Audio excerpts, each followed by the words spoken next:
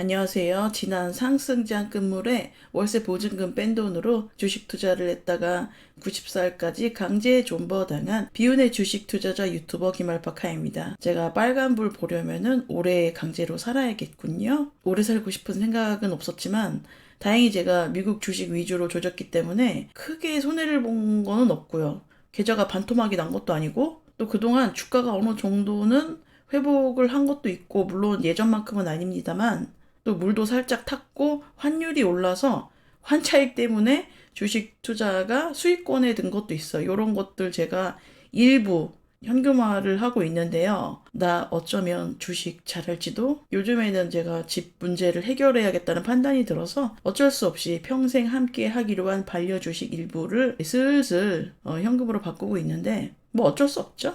이사 가려면 현금이 있어야 되니까. 그렇다고 해서 제가 주식을 아예 접거나 그런 건 아니고 계속 끌고 갈 생각입니다. 어느 정도는 너무 많이는 아니고 여기까지가 저의 다이소 짤짤이 계좌 근황이었고요. 오늘은 주식 투자와 관련된 사연 하나를 읽어드리겠습니다. 작년에 참교육 당하고 정신 차린 사람들 많은데 아직도 현실 직시를 못하고 있는 가련한 청년이 있더라고요. 상승장만 맛본 인플루언서들의 달콤한 말을 맹신하여 더욱더 가난해지는 길을 선택하고 있는 거죠. 아무튼 사연 읽어볼게요. 보통 주식은 10년 이내로는 수익률이 생각보다 높지 않을 수도 있죠. 그러다가 10배, 20배 가는 거죠. 테슬라, 엔비디아, 버크셔 해서웨이, 삼전타 그렇습니다. 부동산은 모르겠습니다. 내가 산 집이 10년 뒤에 10배 갈까요?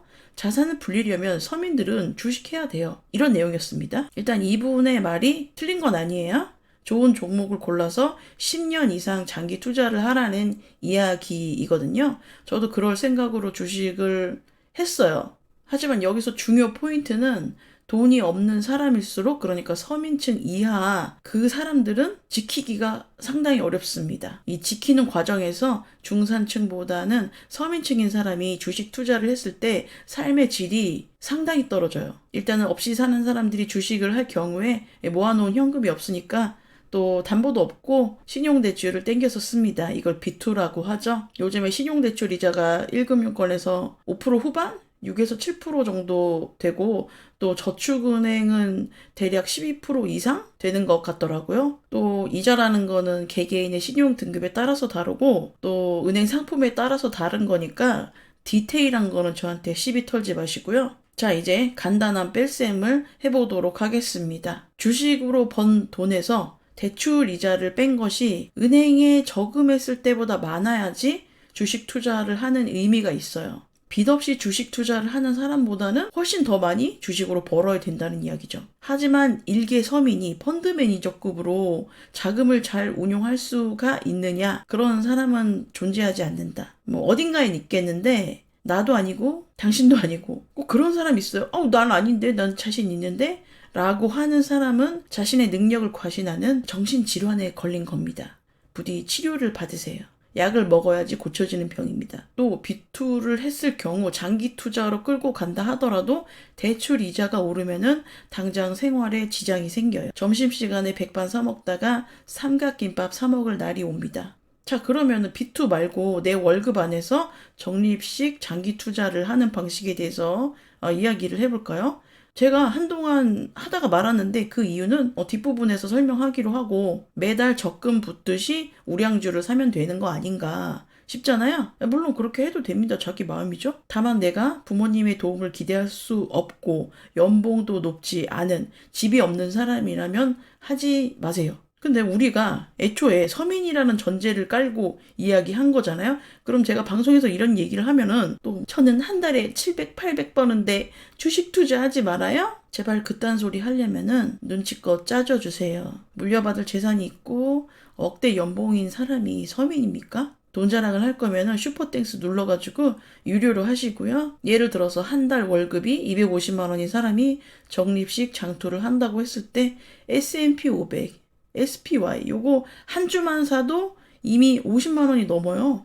이 사람이 부모님 집이 아닌 원룸에서 자취를 한다고 했을 때 월세, 관리비, 식비, 기타 잡비 이런 거 빼고 남은 돈을 모두 주식 계좌에 넣습니다. 왜냐하면 10년 뒤에 우리는 화성 갈 거니까, 10배 갈 거니까. 그래서 적립식 장투를 하다 보면 사람이 엄청 아껴요. 아끼고 아껴서 주식 계좌에 넣었는데 또 내 맘 같지 않게 주가가 뚝뚝 떨어져요. 그럴 때 슬퍼하지 말고 눈물 흘리지 말고 저점 매수에 좋은 기회라고 생각하고 이럴 때는 돈을 더 넣어야 되거든요. 좋은 기회니까. 근데 이 사람이 돈이 없잖아요. 남은 돈을 다 주식 계좌에 때려 박았으니까 돈이 없는데 무슨 돈으로 저점 매수를 합니까? 그래서 돈을 못 버는 거예요. 그러니까 현금을 어느 정도 가지고 있어야 슬기로운 주식 투자 생활을 할 수 있다. 그렇다고 해서 현금을 따로 쟁이고 주식 투자도 병행을 하기에는 월급이 너무 모자라요. 그렇잖아요. 우리가 가용할 수 있는 자금이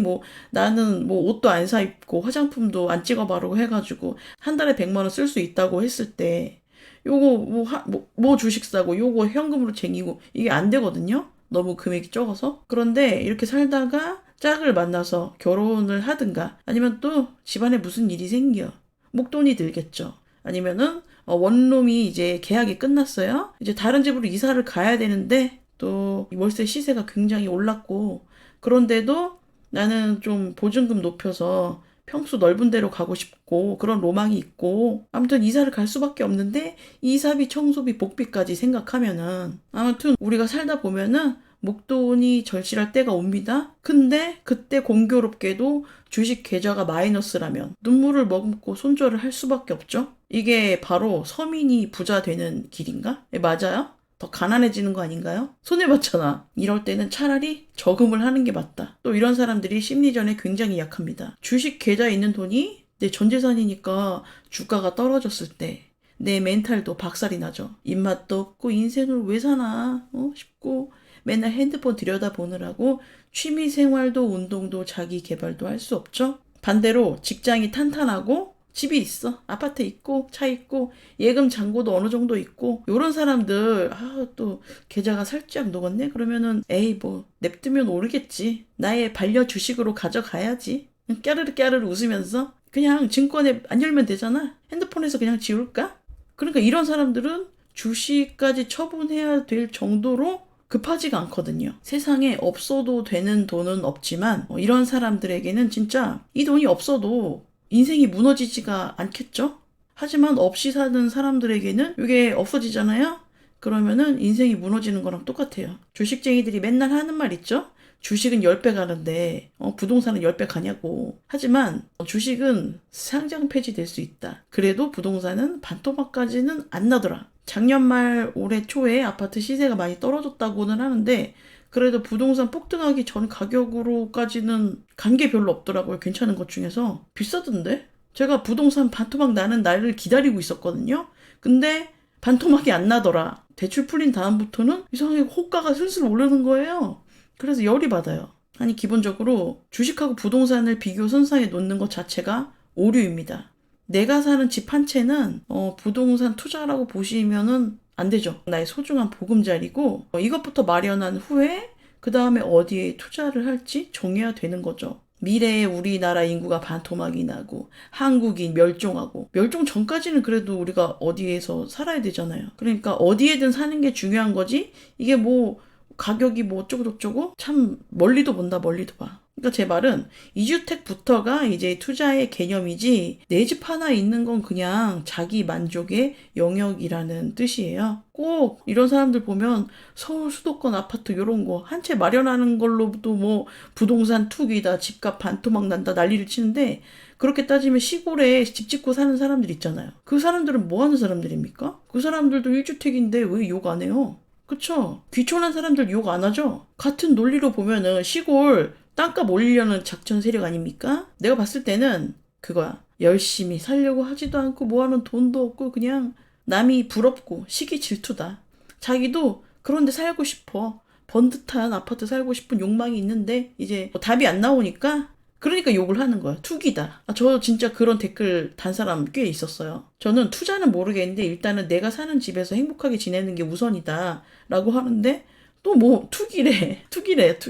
다시 주식 이야기로 돌아와서 제가 방송에서 여러 번 말을 했죠. 귀에 딱지가 안 들 정도인데 피터 린치가 집부터 사라. 집을 산 후에야 비로소 주식 투자를 잘 할 수 있습니다. 저도 처음에 투자한 게 집 사고 나서 한 거예요. 까놓고 말해서 주식해서 망한 사람은 많이 봤는데 집 사서 망한 사람은 제가 거의 못 봤거든요. 또 집값이 떨어져도 일단은 내가 들어가서 살 수나 있잖아. 또 내가 살 수 없으면은 월세라도 주고. 하지만 주식이 떨어지면 아무것도 할 수가 없습니다. 남는 게 없어요. 그리고 아까 월급 250만 원에 원룸 사는 직장인처럼 내 집이 없으면 이렇게 살면은 내 소유의 집에 사는 것보다 손해예요. 집에 따라 다르겠지만 대출 원리금이 어디 월세에 사는 것보다 싼 경우도 있고요. 또 이걸 생각해 봐야 돼요. 집주인이 임대를 왜 놓을까? 이거는 집주인의 비즈니스라는 이야기거든요. 땅 파서 장사하는 거 아니고 이 사람은 자선사업가 아니에요. 그러니까 집주인은 새놓은 집에서 반드시 마진을 남겨 먹습니다. 예를 들어서 원룸을 굴려서 얻은 임대 수익이 적어도 은행 예금 이자보다는 많아야지 집주인이 세놓는 보람이 있죠. 아니면 뭐하러 귀찮게 집 사갖고 세놓고 그래요. 그냥 은행에다 넣어놓고 말지. 또 집을 보유함으로 인해서 내야 되는 세금 있잖아요. 그거를 월세로 커버를 합니다. 그리고 집주인이 집을 살 때 대출을 끼는 경우가 많죠. 그러니까 집주인의 대출 이자에 마진을 붙여서 나온 게 월세라는 이야기입니다. 만약에 대출 이자가 높아진다면 결국에 먹이사슬 최하단에 있는 월세 세입자의 부담만 늘어난다. 전세로 사는 것도 손해는 마찬가지입니다. 없이 사는 사람만 최대의 피해자가 돼요. 전세라는 게 집주인이 세입자의 돈을 무이자로 빌려서 집을 사는 개념이에요. 대신에 세입자는 월세를 내지 않고 거주를 하는 것이고 5억짜리 집에 보증금 3억, 전세 세입자를 구하면은 내 돈은 2억밖에 필요하지 않습니다. 여기서 비투하는 사람은 2억에서 일부만 내 돈이고 나머지는 또 대출받은 거. 그러니까 집주인이 집을 소유할 때 세입자 선생님의 3억을 무이자로 빌리는 시스템이라 이거죠. 또 문제는 요즘에 금리가 오르고 하지만 집값은 떨어지고 전세 시세도 떨어지고 그러다 보니까 집값 시세보다 보증금이 더 비싼 거예요. 이게 바로 역전세거든요. 요즘에 난리가 났죠. 전세 사기 때문에. 집주인이 세입자한테 보증금을 돌려주려면은 3억이 필요한데 이 사람은 3억이 없어. 그래서 3억을 마련하려면은 새로 세입자를 구해야 합니다. 3억에. 근데 지금 전세 시세가 2억으로 떨어졌어요. 그러면은 집주인은 보증금을 돌려주기 위해서 1억을 어디서 빌려와야 돼요. 근데 만약에 이 집주인이 이렇게 만든 물건이 많다. 한 3개 이상 되면은 요거를 해결하기가 힘듭니다. 그렇게 세입자의 돈을 돌려주지 못하는 것, 이게 바로 전세 사기. 이 과정에서도 최대의 피해자는 누구예요? 결국에 집이 없는 사람이더라. 집이 없으면 이렇게 금전적으로 손해를 보고 마음고생을 하게 됩니다. 만약에 내 집이 있었더라면 마음의 안정을 얻고 내 집을 꾸미는 즐거움도 얻을 수 있죠? 또 집주인의 임대 마진을 챙겨줄 필요가 없어요. 괜히 쓸데없이 지출을 하지 않아도 된다. 또 전세 사기를 당할 리스크가 없죠. 주식 투자를 암만 잘하면 뭐합니까? 월세가 오르면은 내 수익률에서 깎아먹는 거예요. 또 전세 사기 같은 거 당하면은 뭐 주식으로 뭐 돈 벌어봤자 뭐해요? 몇 억씩 잃는데. 그렇기 때문에 제일 안전하게 가려면은 주식 투자를 하기 전에 현금 모아서 대출 받아가지고 집부터 사야죠. 주식을 먼저 할 때가 아닙니다. 대출 무섭다고 하는데 그런 사람들이 마통은 잘만 뚫고 신용카드도 잘만 긁고 다녀요.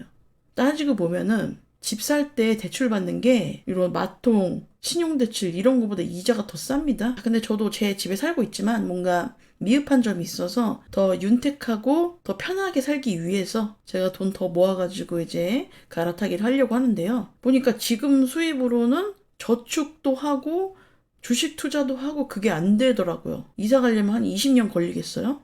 그래서 제가 적립식 장투를 중지할 수밖에 없었다. 그러니까 돈이 있는 사람만 결국엔 돈을 버는 거고 우리가 진짜 리스크 없이 안전하게 가려면은 차근차근 천천히 그렇게 가야 된다는 거죠. 우선순위를 잘 지켜서. 그리하여 돈이 없으면 집부터 해결하고 그러고 나서 주식을 할지 말지 결정하자. 그리고 까먹으셨나 본데 주식을 시작할 때 10년 뒤에 10배 갈 거라 이렇게 우리가 약속한 거 아니에요. 계약사항 아닙니다. 그래가지고 10년 내리 마이너스 원금을 까먹고 있다가 내가 자연사를 했어요. 근데 이제 15년이 지난 후부터 10배 간 거죠. 10배 갔을 때 그때 우리가 무덤에서 관뚜껑 열고 나올 수 있는지 그거를 한번 생각해 보시고요. 오늘 방송 여기서 마치도록 하겠습니다.